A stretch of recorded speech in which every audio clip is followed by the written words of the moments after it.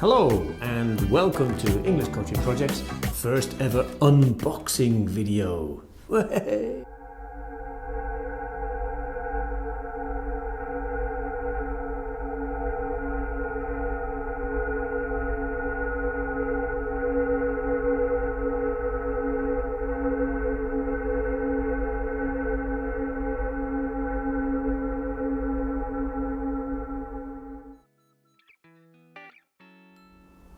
Hello and welcome to English Coaching Project's first ever unboxing video. What is the Unihertz Jelly Pro? Well, it's a phone. Why have I got a Unihertz Jelly Pro here? Because I want to beat my screen addiction. I've got a big 5-6 inch mobile phone at the moment, and I just spend all my day scrolling, looking at the screen of my mobile phone. I want to break that habit, so I've got the Unihertz Jelly Pro to help me do that. Let's find out how it will do that. Okay, let's unbox this thing. Okay, we'll take off the top what we've got. Okay, we've got the instruction manual.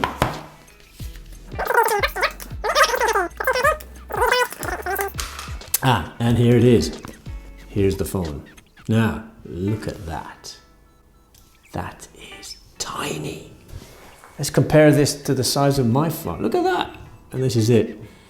So this is how I'm going to beat my screen addiction.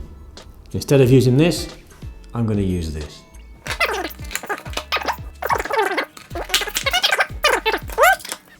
Got something very strange here. I've never seen this before in a mobile phone box. Looks like to play your guitar.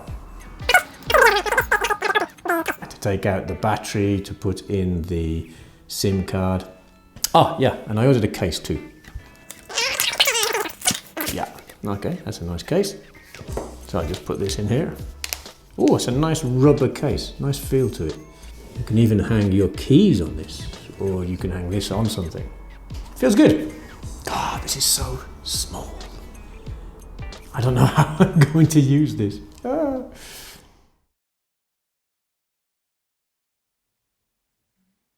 Well, that video was recorded in January.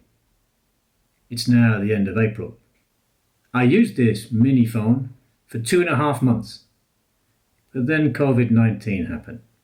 I was intending to use it for a lot longer because it was okay, but video conferencing, teaching classes from home, isn't great on such a small screen. How did my experience go?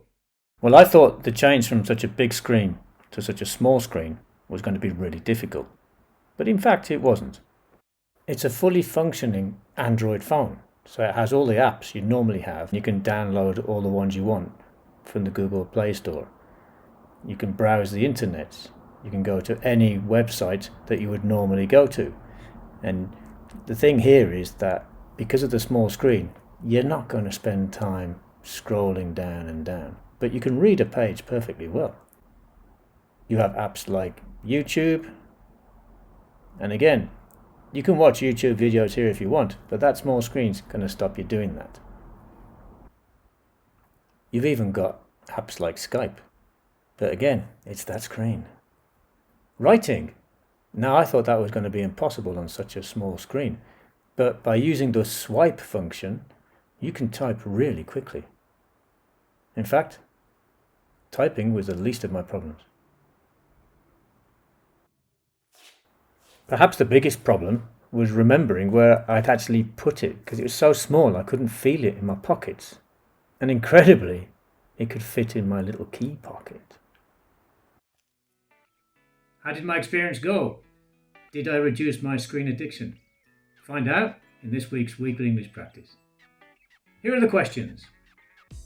Do you or anyone in your family have a screen addiction?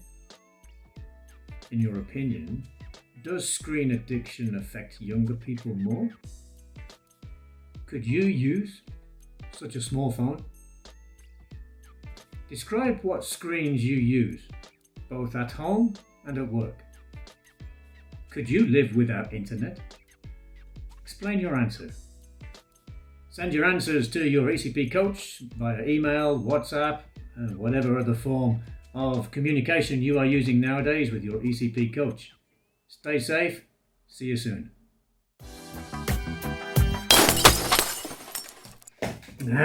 I'm just practicing for ECP's Fantastic Talent Night.